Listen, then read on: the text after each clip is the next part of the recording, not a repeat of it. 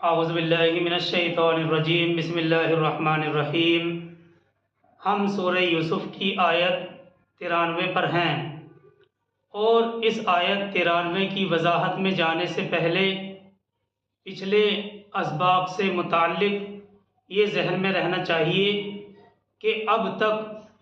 حضرت یوسف علیہ السلام کے قصے سے متعلق پچھلی آیات سے ہمیں یہ معلوم ہو چکا ہے کہ جب اللہ کی اجازت سے اس بات کا وقت آ گیا کہ یوسف علیہ السلام اپنے بھائیوں کے سامنے اپنا راز فاش کر دیں، تو انہوں نے یعنی حضرت یوسف علیہ السلام نے حقیقت حال ظاہر کر دی۔ بھائیوں نے معافی مانگی، انہوں نے یہی نہیں کہ معاف کر دیا بلکہ گزشتہ واقعات پر کوئی ملامت کرنا بھی پسند نہیں کیا۔ حضرت یوسف علیہ السلام نے ایک دم معاف کر دیا اور گزشتہ واقعات پر کوئی ملامت کرنا پسند نہیں کیا، اور ان کے لیے اللہ سے دعا کی، اور ساتھ ہی ساتھ اب والد سے ملاقات کی ان کو فکر بھی ہوئی،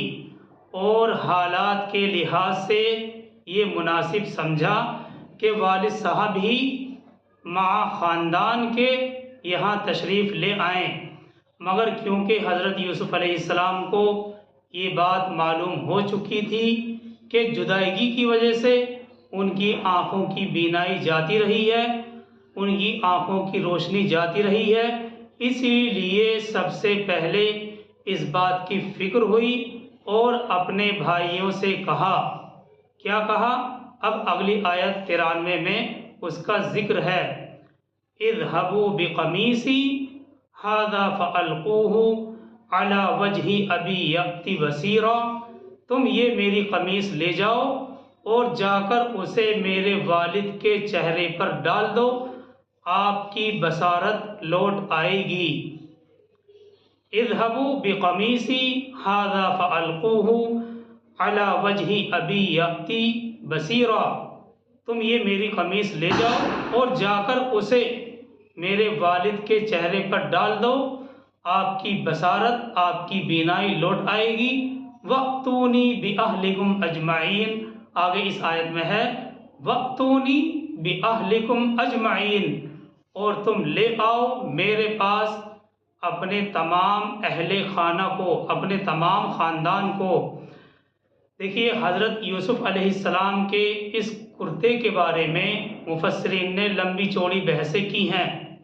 ہم ان بحثوں میں نہ جا کر صرف حضرت مجدد الفسانی کی یہ تحقیق سامنے رکھتے ہیں کہ حضرت یوسف علیہ السلام کا حسن اور جمال، بلکہ ان کا وجود ہی جنت کی ہی ایک چیز تھی، اسی لیے ان کے جسم سے متصل ہونے والے ہر کرتے کے اندر یہ خاصیت ہو سکتی ہے۔ آگے چلتے ہیں آیت 94 کی طرف۔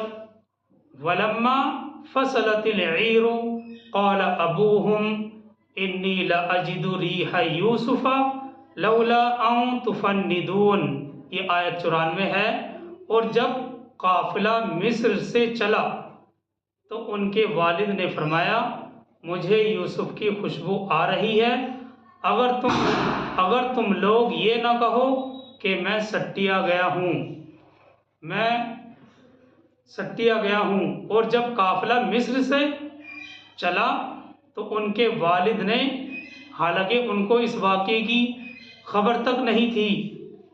جیسے ہی قافلہ مصر سے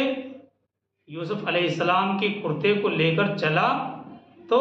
والد حضرت یعقوب علیہ السلام نے فرمایا کہ مجھے یوسف کی خوشبو آ رہی ہے، اگر تم لوگ یہ نہ کہو کہ میں سٹیا گیا ہوں۔ یہاں یہ بات قابل غور ہے، سمجھنے کی ہے کہ جیسے ہی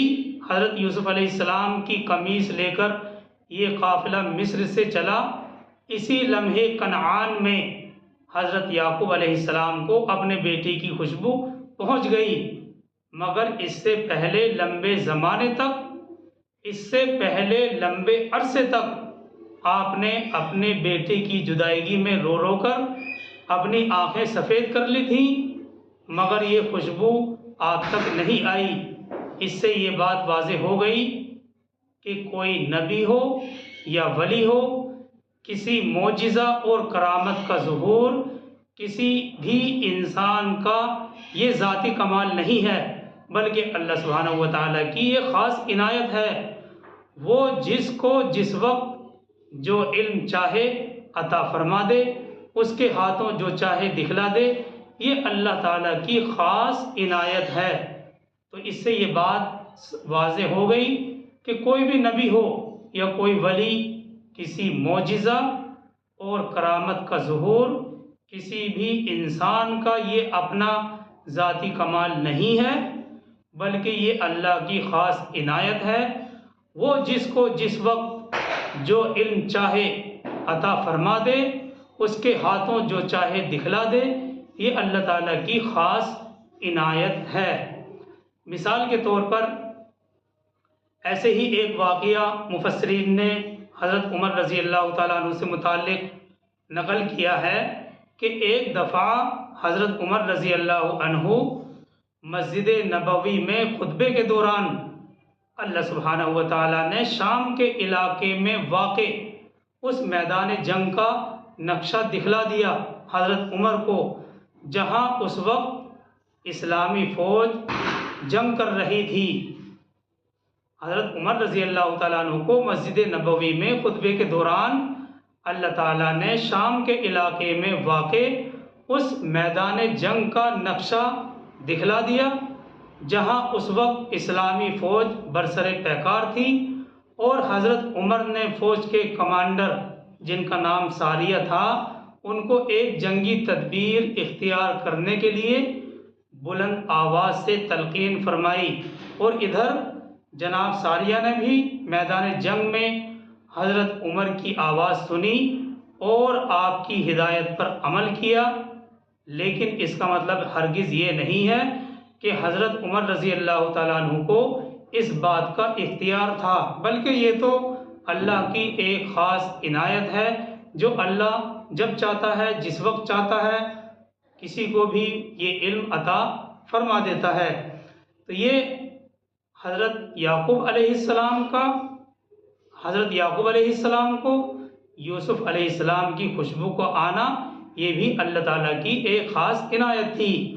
آگے چلتے ہیں آیت 95 کی طرف۔ قالوا تاللہ انک لفی ضلالک القدیم، انہوں نے کہا، قالوا تاللہ انک لفی ضلالک القدیم، یہ آیت 95 ہے۔ انہوں نے کہا یعنی حضرت یعقوب علیہ السلام کی بات سن کر گھر والوں نے کہا، اللہ کی قسم آپ تو اپنے اسی پرانے خیال میں مبتلا ہیں، آپ تو اپنے اسی پرانے خیال میں مبتلا ہیں، آپ کو تو شروع سے ہی یہ وہم ہے اور یہ خیال ہے کہ یوسف زندہ ہے، اور آپ کو اسی دوبارہ ملنے کا یقین ہے، یہ آپ کے ذہن پر اسی وہم کا غلبے کا اثر ہے۔ جو آپ اس طرح کی باتیں کر رہے ہیں، وہی پرانے خیالات یوسف کی خوشبو بن کر آپ کے دماغ میں آ رہے ہیں۔ آگے چلتے ہیں آیت 96 کی طرف۔ تو یہ جو گھر والے تھے ان کا جواب تھا یعقوب علیہ السلام کے لیے۔ آگے چلتے ہیں آیت 96 کی طرف۔ فلما ان جاء البشیر القاہ علی وجہہ فارتد بصیرا، تو جب آیا بشارت دینے والا اور اس نے ڈالا اس قمیص کو یعقوب علیہ السلام کے چہرے پر، تو آپ پھر سے ہو گئے دیکھنے والے۔ آیت کے الفاظ ہیں فلما ان جاء البشیر القاہ علی وجہہ فارتد بصیرا، تو جب آیا بشارت دینے والا اور اس نے ڈالا اس قمیص کو یعقوب کے چہرے پر، تو آپ پھر سے ہو گئے دیکھنے والے۔ یعنی یوسف علیہ السلام کی قمیص چہرے پر ڈالتے ہی حضرت یعقوب کی بصارت اور بینائی لوٹ آئی۔ یہاں یہ بات نوٹ کرنے کی ہے کہ حضرت یعقوب علیہ السلام کے سامنے زندگی کا جو سب سے بڑا غم تھا وہ بھی حضرت یوسف علیہ السلام کے کرتے ہی کی صورت میں آیا تھا۔ جب یوسف علیہ السلام کے بھائیوں نے اس پر خون لگا کر ان کے سامنے یعنی یعقوب علیہ السلام کے سامنے پیش کر دیا تھا کہ یوسف کو بھیڑیے نے کھا لیا، اور اب زندگی کی سب سے بڑی خوشی، زندگی کی سب سے بڑی فرحت بھی حضرت یوسف علیہ السلام کے کرتے ہی کے ذریعے سے ظاہر ہوئی، کرتے ہی کی صورت میں ظاہر ہوئی۔ آگے اسی آیت میں ہے، جیسے ہی ان کی بینائی لوٹ آئی تو آپ نے فرمایا قال الم اقل لکم انی اعلم من اللہ ما لا تعلمون، آپ نے فرمایا کیا میں نے تم سے کہا نہیں تھا کہ مجھے اللہ کی طرف سے ان چیزوں کا علم دیا گیا ہے جو تم نہیں جانتے۔ انی اعلم من اللہ ما لا تعلمون، اللہ کی طرف سے ان چیزوں کا علم ہے جو تم نہیں جانتے۔ اگلی آیت 97 ہے، قالوا یا ابانا استغفر لنا ذنوبنا انا كنا خاطئین، انہوں نے کہا یعنی برادران یوسف نے کہا ابا جان ہمارے لیے ہمارے گناہوں کی مغفرت طلب کیجئے، یقیناً ہم ہی خطا کار تھے۔ اے ابا جان ہمارے لیے ہمارے گناہوں کی مغفرت اللہ سے طلب کیجئے، یقیناً ہم ہی خطا کار تھے، ہم ہی گنہگار تھے۔ آگے چلتے ہیں آیت 98 کی طرف، قال سوف استغفر لکم ربی انہ هو الغفور الرحیم، آپ نے فرمایا ان قریب میں مغفرت طلب کروں گا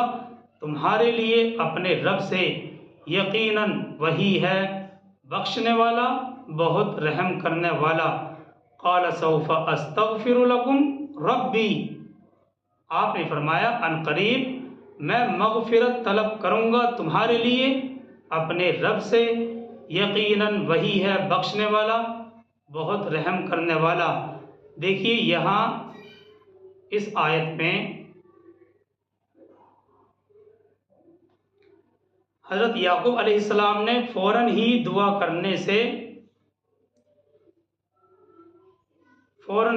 کرنے کے بجائے وعدہ کیا کہ میں ان قریب دعا کروں گا۔ اس کی وجہ عام مفسرین نے یہ لکھی ہے کہ مقصد اس سے یہ تھا کہ اہتمام کے ساتھ رات کے آخر میں دعا کریں، کیونکہ اس وقت کی دعا اللہ کی بارگاہ میں قبول کی جاتی ہے۔ بخاری اور مسلم میں بھی حدیث ہے کہ اللہ تعالیٰ ہر رات کے آخری تہائی حصے میں زمین سے قریب تر آسمان پر نزول فرماتے ہیں اور یہ اعلان کرتے ہیں کہ کون ہے جو مجھ سے دعا مانگے تو میں اس کی دعا قبول کر لوں، کون ہے جو مجھ سے مغفرت طلب کرے اور میں اس کی مغفرت طلب کروں۔ بعض مفسرین یہ بھی کہتے ہیں کہ انہوں نے ان قریب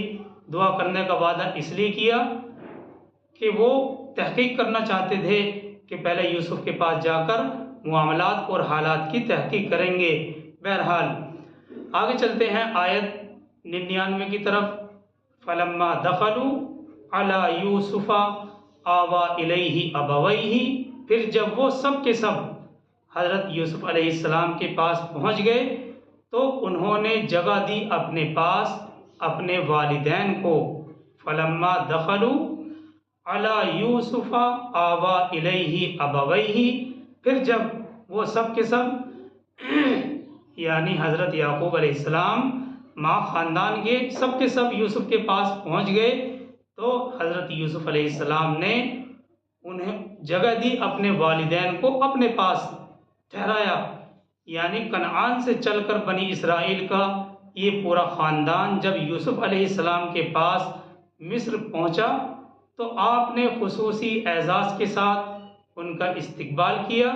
اور اپنے والدین کو ایک امتیازی شان کے مطابق اپنے پاس ٹھہرا لیا۔ اور اس آیت کے آخری الفاظ ہیں قال ادخلوا مصر ان شاء اللہ آمنین، اور کہا اب آپ لوگ مصر میں داخل ہو جائیں، اللہ نے چاہا تو پورے امن اور چین کے ساتھ، یعنی مطلب یہ ہے کہ آپ لوگوں کو کوئی پریشانی نہیں ہوگی، اگر اللہ نے چاہا تو یہاں آپ کے لیے امن، چین، سکون اور راحت سب کچھ ہے۔ اگلی آیت 100 ہے، وَرَفَعَ أَبَوَيْهِ عَلَى الْعَرْشِ وَخَرُّوا لَهُ سُجَّدًا، اور آپ نے اپنے والدین کو اونچے تخت پر بٹھایا۔ وَرَفَعَ أَبَوَيْهِ عَلَى الْعَرْشِ وَخَرُّوا لَهُ سُجَّدًا، اور آپ نے یعنی یوسف علیہ السلام نے اپنے والدین کو اونچے تخت پر بٹھایا اور وہ سب کے سب یوسف کے سامنے سجدے میں گر گئے۔ یہ سجدہ تعظیمی تھا جو پہلی شریعتوں میں جائز تھا۔ شریعت محمدی صلی اللہ علیہ وسلم میں جہاں دین کی تکمیل ہو چکی ہے، شریعت محمدیہ میں توحید کا معاملہ بھی آخری درجے میں تکمیل تک پہنچ چکا ہے۔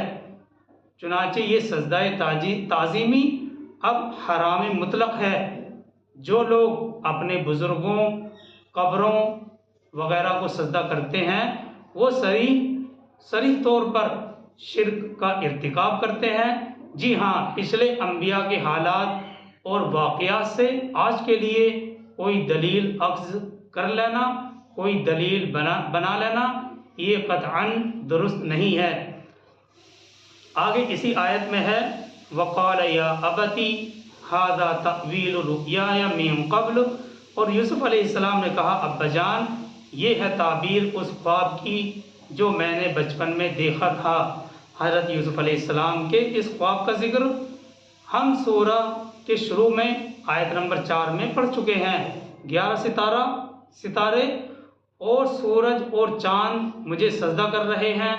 اس میں 11 ستارے بھائی کے مانند ہیں، جبکہ والدین سورج اور چاند کے حکم میں ہیں۔ بہرحال آگے اسی آیت میں ہے، قد جعلها ربی حقا، میرے رب نے اس کو سچا کر دکھایا، یعنی بچپن میں جو میں نے خواب دیکھا تھا اس وقت میرے رب نے اس خواب کو سچا کر دکھایا۔ وقد احسن بی اذ اخرجنی من السجن، اور اس نے مجھ پر بہت احسان کیا جب مجھے قید خانے سے نکلوایا۔ وجاء بکم من البدو، اور آپ لوگوں کو یہاں لے آیا صحرا سے۔ وجاء بکم من البدو، اور آپ لوگوں کو یعنی تمام خاندان یعقوب کو یہاں لے آیا اللہ سبحانہ و تعالی صحرا سے۔ آگے اسی آیت میں ہے، من بعد ان نزغ الشیطان بینی و بین اخوتی، بات اس کے کہ شیطان نے میرے اور میرے بھائیوں کے درمیان دشمنی ڈال دی تھی۔ ان ربی لطیف لما یشاء انہ هو العلیم الحکیم، یقیناً میرا رب غیر محسوس طور پر تدبیر کرتا ہے جو چاہتا ہے، یقیناً وہی ہے ہر شے کا علم رکھنے والا، حکمت والا۔ ان ربی لطیف لما یشاء انہ هو العلیم الحکیم، یقیناً میرا رب غیر محسوس طور پر تدبیر کرتا ہے جو چاہتا ہے، یقیناً وہی ہے ہر شے کا علم رکھنے والا، حکمت رکھنے والا۔ یعنی اللہ سبحانہ و تعالیٰ اپنی مشیت کے مطابق باریک بینی سے تدبیر کرتا ہے اور بالآخر اسی کی تدبیر کامیاب بھی ہوتی ہے۔ پھر اس کے بعد دیکھیے اب یہ واقعہ اختتام کو پہنچ رہا ہے۔ ساری بات ختم ہونے کے بعد اب بات رہ جاتی ہے بھائیوں کے ظلم اور ستم کی، تو حضرت یوسف علیہ السلام نے اس کو بھی شیطان کے حوالے کر کے اس طرح سے صاف کر دیا کہ میرے بھائی تو ایسے نہیں تھے جو یہ کام کرتے، شیطان نے ان کو دھوکے میں ڈال کر یہ کام کروا دیا۔ دیکھیے یہ ایک پیغمبرانہ شان ہے کہ مصائب اور تکلیفوں پر صرف صبر ہی نہیں کیا بلکہ ہر جگہ شکر کا پہلو انبیاء علیہ السلام نکال لیتے ہیں، اسی لیے ان کا کوئی حال ایسا نہیں ہے جس میں وہ اللہ کے شکر گزار نہ ہوں۔ یہ انبیاء علیہ السلام کی خاصیت ہے کہ صرف مصائب اور تکلیفوں پر صبر ہی نہیں بلکہ ہر جگہ شکر کا پہلو نکال لیتے ہیں۔ اسی لیے انبیاء علیہ السلام کا کوئی حال ایسا نہیں ہوتا جس میں وہ اللہ کے شکر گزار نہ ہوں، اور رہے عام انسان ہماری طرح، ان کی حالت یہ ہوتی ہے کہ ان پر اللہ کی ہزار نعمتیں برستی رہیں، تب بھی وہ کسی کا ذکر نہ کریں، اور کسی وقت کسی لمحے ان پر کوئی مصیبت پڑ جائے تو اس کو عمر بھر گاتے پھرتے ہیں، ہر وقت اسی کا تذکرہ کرتے رہتے ہیں۔ قرآن میں انسان کی اسی بات کی شکایت کی گئی ہے سورہ والعادیات میں، ان الانسان لربہ لکنود، یعنی انسان اپنے رب کا بہت ہی ناشکرا ہے۔ پھر اس کے بعد حضرت یوسف علیہ السلام اپنے رب کی بارگاہ میں دعا میں مشغول ہو گئے، اگلی آیتوں میں اس کا ذکر ہے۔ اللہ تعالی ہم سب کو عمل کی توفیق عطا فرمائے۔ سبحان اللہ و بحمدہ، سبحانک اللہم و بحمدک، ونشہد ان لا الہ الا انت ونستغفرک ونتوب الیک۔ سبحان ربک رب العزۃ عما یصفون وسلام علی المرسلین والحمد للہ رب العالمین۔